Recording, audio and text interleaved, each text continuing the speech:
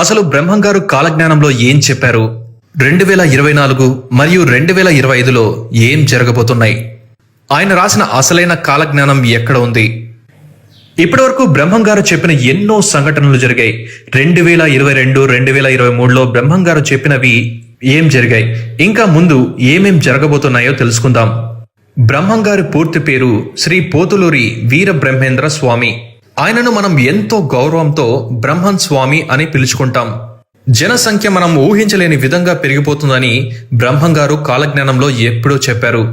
దానికి నిదర్శనం ప్రస్తుతం జనాభా లెక్కల్లో ఎంత పెరుగుతుంది అని మనకు తెలుసు కదా. అలానే వారు కాలజ్ఞానంలో చెప్పినట్టు ఎన్నో యంత్రాలు వస్తాయి, కానీ చావు పుట్టుకలను ఏవీ సృష్టించలేవు. అది నిజమే. ఇంటెలిజెన్స్ తో మరమనుషులని తయారు చేశారు, ఇంకా ఎన్నో యంత్రాలు తయారు చేస్తూనే ఉన్నారు, కానీ మనిషి పుట్టుక ఇచ్చే యంత్రం రాలేదు.